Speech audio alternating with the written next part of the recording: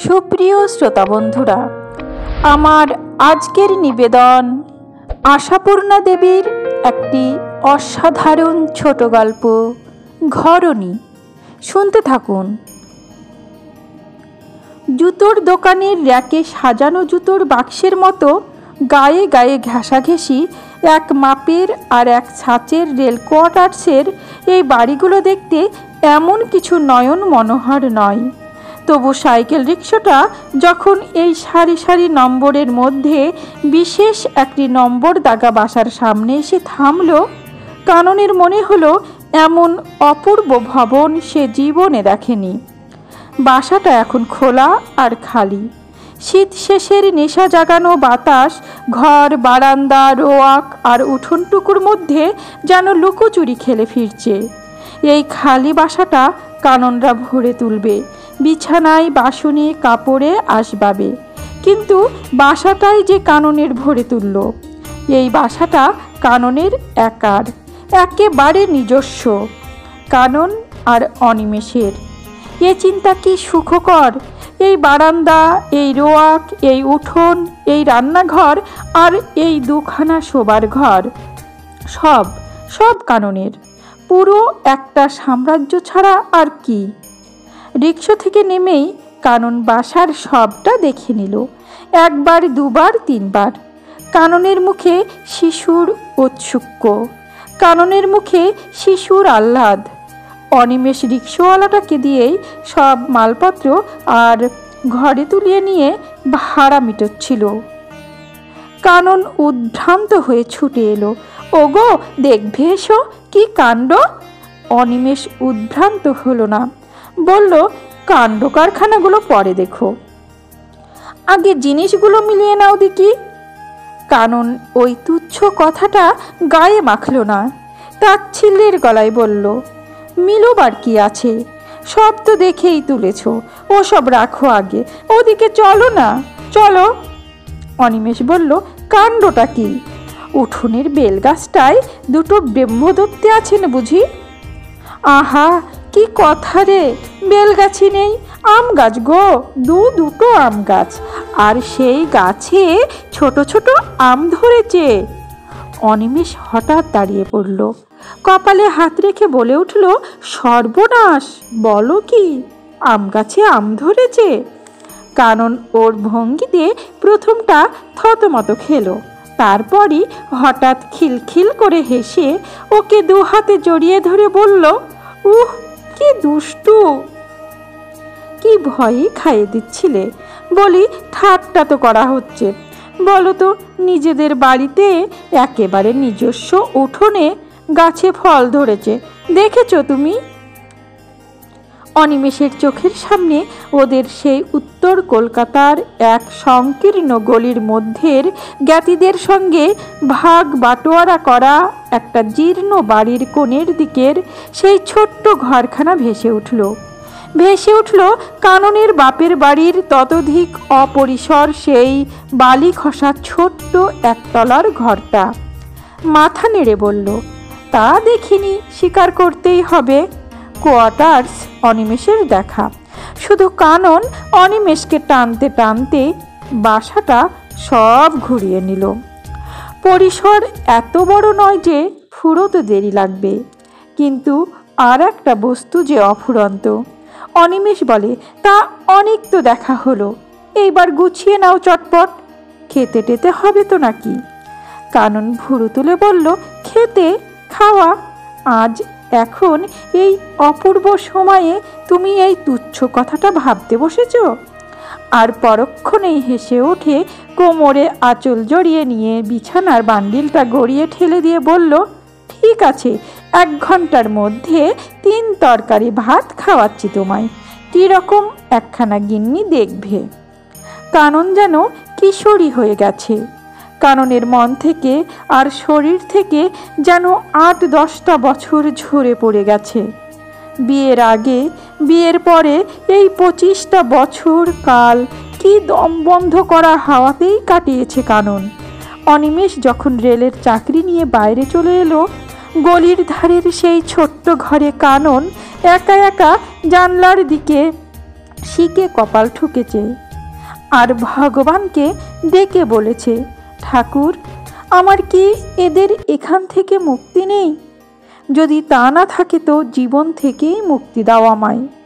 ঠাকুরের দয়া হয়েছে, মুক্তি এসেছে অনিমেষের কিঞ্চিত পদোন্নতি আর এই কোয়ার্টার্স প্রাপ্তির পথ ধরে। যা ননদ ভাসুরপো ভাসুরঝির ঈর্ষা কাতর জ্বলন্ত দৃষ্টির সামনে দিয়ে মালপত্তর নিয়ে ট্যাক্সিতে উঠেছে কানন হাওড়া স্টেশনের উদ্দেশ্যে। রেলগাড়ি চড়াও তো প্রায় নতুনই। ভগবান এত সুখ লিখে রেখেছিল তুমি কাননের জন্যে? অনিমেষ বলে, তুমি তো দেখছি নতুন প্রেমাস্পদ পেয়ে আমাকে প্রায় ভুলেই গেলে। কানন বলে, অসভ্য। অনিমেষ বলে, অসভ্য মানে? সত্যি কথা, বাসা পেয়ে আমাকে এমন নিষ্ঠুরভাবে অবহেলা করবে জানলে আগে চিন্তা করতাম। এ যে ঘোরতর প্রতিদ্বন্দ্বী। মশাই গো, বাসা মানেই তুমি, তুমি মানেই বাসা, বুঝলে? চিরদিনের সাদামাটা কানন এখানে এসে কবি হয়ে যাচ্ছে না বিদুষী হয়ে যাচ্ছে তা ওর মধ্যেই অনিমেষ থেকে থেকে বলে, মিত্তির সাহেবের স্ত্রীর সঙ্গে একবার দেখা করতে গেলে না? না যাওয়াটা ভালো হচ্ছে না। যতই হোক উপরওয়ালা, একটু তোয়াজের দরকার। কানন বলে, তুমি চলো না। আহা, আমি কেন? তোমরা মেয়েতে মেয়েতে। কানন বিপন্ন মুখে বলে, মেয়েতে মেয়েতে কি গো, ওদের সঙ্গে আমাদের তুলনা। উনি তো, তুমি বললে MA BA পাস, সুন্দরী, আধুনিকা, আর আমি এই গাইয়া। অনিমেষে হেসে বলে, তা তুমি তো আর তার সঙ্গে পাল্লা দিতে যাবে না। তুমি যাবে রাজার কাছে প্রজার মতো, প্রভুর সামনে ভৃত্যের মতো। কানন মুখ লাল করে বলে, সে আমি পারবো না। আরে বাবা, ঠাট্টাও বোঝো না। অনিমেষ বলে, যাবে, একটু সৌজন্য করবে, চলে আসবে। এখানে আবার ওই উপরওয়ালা নিচেরওয়ালা একটু বেশি আছে কি না? সূর্যের চেয়ে বালির তাপ বেশি, সাহেবদের থেকে মেমদের মান অধিক। একটু পাদ্য অর্ঘ্য না পেলে খাপ্পা হন। কানন বলে, যাব যাব একদিন, তবু হয়ে ওঠে না।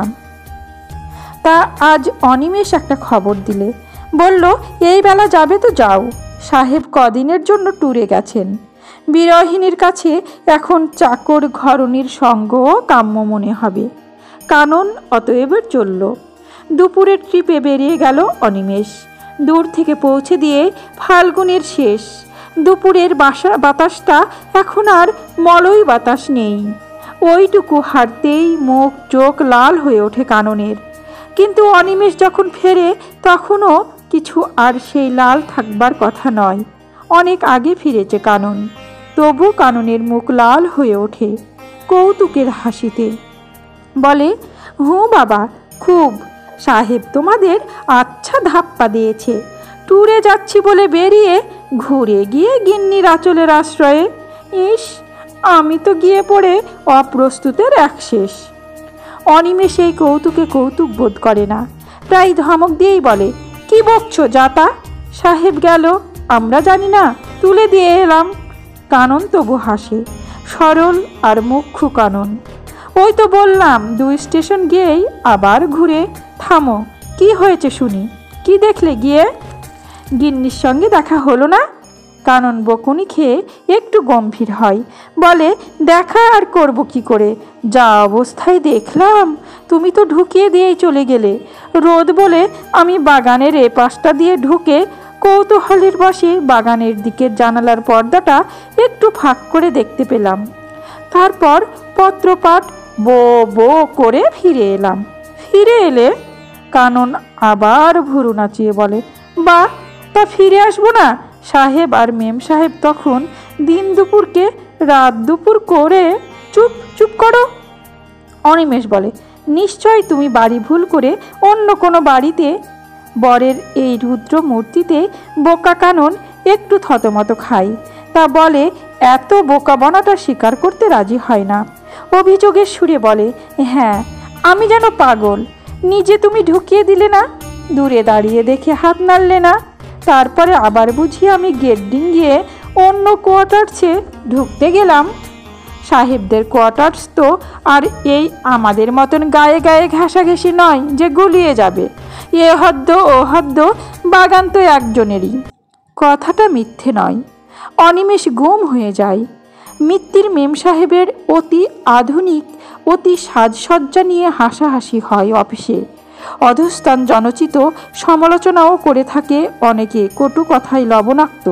কিন্তু এটা কি ভয়ঙ্কর! বোকা কানন এই ভর দুপুরে বেড়াতে বেরিয়ে কি একটা সাপের গর্ত আবিষ্কার করে বসল। তবু গেরস্থ ঘরের ছেলে অনিমেষের মনে হতে থাকে অসম্ভব, অসম্ভব, নিশ্চয় কোথাও ভুল হয়েছে।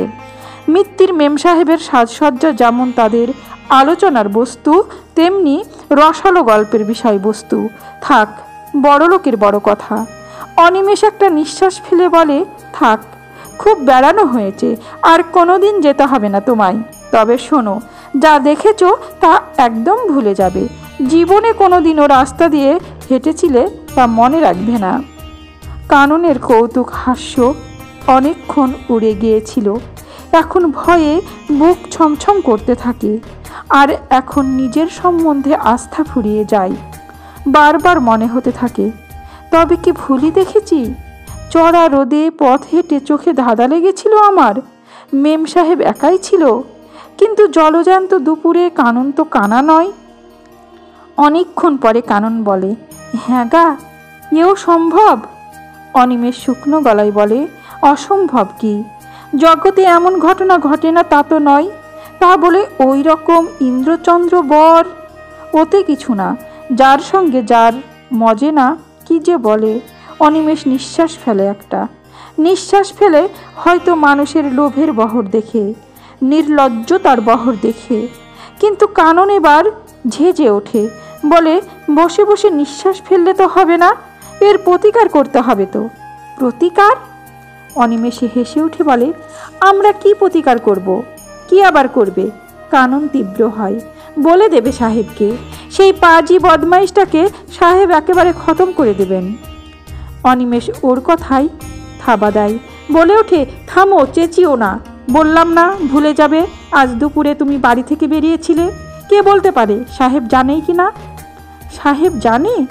কানন রেগে জ্বলে উঠে বলে, পাগলের মতো কথা বলছো কেন বলো তো? অনিমেষ এই নির্বোধ সরলতার দিকে তাকিয়ে নিজেকে সামলে নিয়ে বলে, ঠাট্টা করছি রে বাবা, ঠাট্টা করছি। তাই বলো।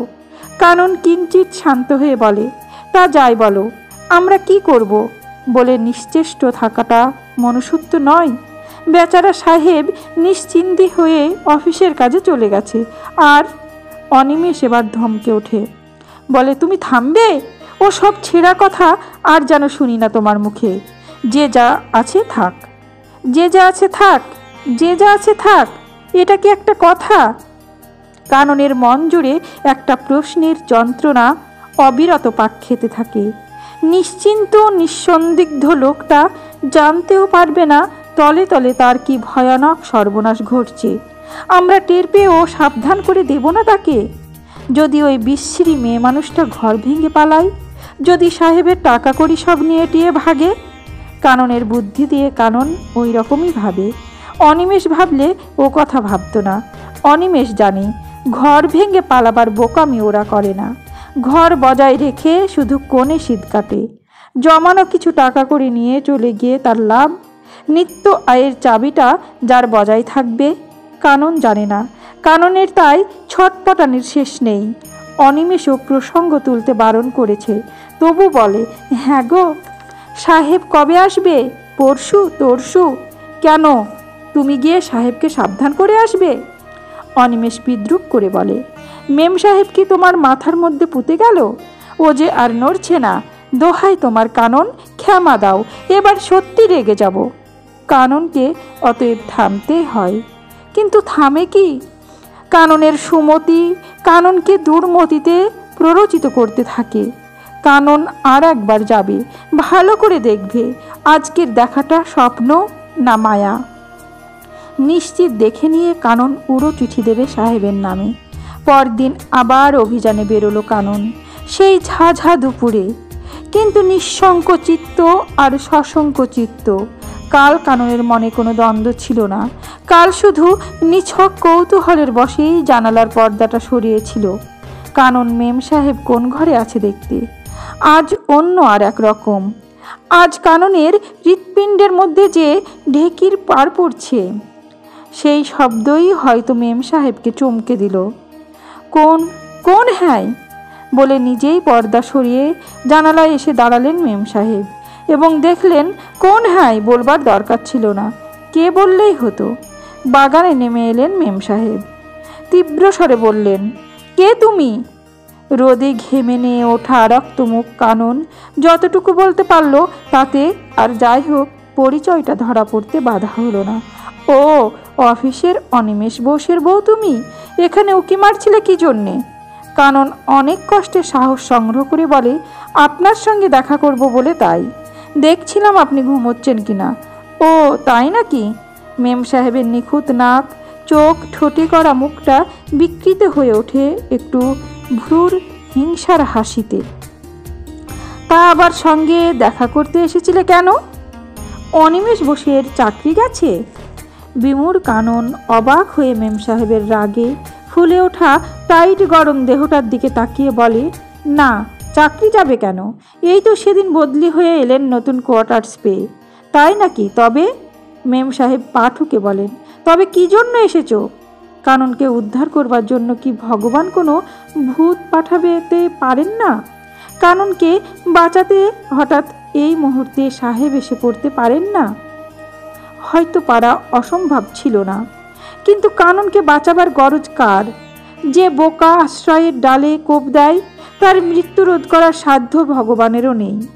তাই কিছুই হলো না। কাননকে বলতেই হলো, এমনি বেড়াতে এসেছিলাম। বেড়াতে এসেছিলে আমার কাছে? মেম সাহেবের ঠোঁটের কোণে হাসি ঝলসে ওঠে। তাস খেলতে নয় তো, পান্দকটা খেতে টেতে? সাপের লাজে পা দিলে কি হয় জানে না বোধ হয় অনিমেষ বোস। সেটা শিখিয়ে দিতে হবে তাকে। যেতে পারো তুমি। দোদুল্যমান দীর্ঘ বেনিটাকে লটকে শরীরটায় একটা মোচড় দিয়ে ফিরে বাড়ির মধ্যে ঢুকে যান মেম সাহেব। তারপর নিঃশঙ্ক অনিমেষ সাপের লাজে পা দিলে কি প্রতিফল পেতে হয় তা শিখল। অফিসের আইন পাল্টে গেল। এখানে আসার 1.5 মাসের মধ্যেই আবার বদলির অর্ডার হয়ে গেল অনিমেষ বোসের। এবার আর হেড কোয়ার্টার্সে নয়, ধাপধারা গোবিন্দপুরের কোথায় কোনখানে কে জানে। সেখানে কোয়ার্টার্সের স্বপ্ন দেখাও পাগলামি। 2খানা সাইকেল রিক্সা এসে দাঁড়িয়েছিল। ক্ষোভে, ধিক্কারে, অপমানে আর দুরন্ত ক্রোধে পাথর হয়ে গিয়েছিল অনিমেষ। এ পর্যন্ত একটাও কথা বলেনি কাননের সঙ্গে। 24 ঘন্টার নোটিশে বদলির অর্ডারের ভিতরের রহস্য আর গোপন ছিল না। তিরস্কারেও আর রুচি নেই অনিমেষের। শুধু সমস্ত রাগটা সংসারের জড়বস্তুগুলোকেই বুঝিয়ে ছাড়বে, এ যেন প্রতিজ্ঞা। কাননেরও আর বাকশক্তি ছিল না। নিথর হয়ে দাঁড়িয়ে দাঁড়িয়ে দেখছিল কিভাবে ঝনঝনিয়ে কাচের বাসনগুলো টান মারছে অনিমেষ, কিভাবে লাফিয়ে লাফিয়ে বেডিং সুটকেসগুলো ঘরের এদিক ওদিক থেকে ওদিকে করছে। শ্বেত পাথরের ছোট্ট একটা ঘটিতে গঙ্গা জল রাখত কানন, রামকৃষ্ণের ছবির নিচের ব্র্যাকেটে। সেটা কি অসাবধানে অনিমেষের হাত থেকে গড়িয়ে পড়ল। তাই অপ্রতিভ হলো অনিমেষ। এতক্ষণ একটি কথা বলেনি কানন। এইবার বলল, কষ্টে কান্না চেপে বলল, ঠাকুর দেবতার জিনিস এইভাবে। হয়তো কথাটা না বললে অনিমেষ অপ্রতিভই থাকত, কিন্তু কাননের কথা তার রক্তে আগুন ধরিয়ে দিল। ঘটের পাথরকুচিগুলো মুঠো করে কুড়িয়ে ছুঁড়ে ফেলে দিয়ে তীব্র স্বরে বলে উঠল, ভাঙুক ভাঙুক, সব ভাঙুক, গুঁড়ো হয়ে যাক সব। সাহেবের ঘর ভাঙছে এই ভাবনায় আমার ঘরটা ভেঙে গুঁড়ো করলে তুমি? সাধে কি আর বলেছে স্ত্রী বুদ্ধি? যাও এখন আবার সেই ঝামা পুকুরের গলিতে পড়ে নাকে ঝামা ঘষোগে। পই পই করে বললাম, চুপ করে থেকো। দুমদুম করে মালপত্রগুলো গাড়িতে ওঠায় অনিমেষ। কানন তার সাধের বাসার পরিণতি দেখে কাঠ হয়ে দাঁড়িয়ে, কিন্তু কিছুতেই ভেবে ঠিক করে উঠতে পারে না একটা মেয়ে মানুষ তার স্বামীকে ঠকাচ্ছে, অসতী অবিশ্বাসিনী হচ্ছে, ঘর ভাঙ্গার তাল করছে দেখে জেনে একেবারে চুপ করে থাকা কি করে সম্ভব। সমাপ্ত।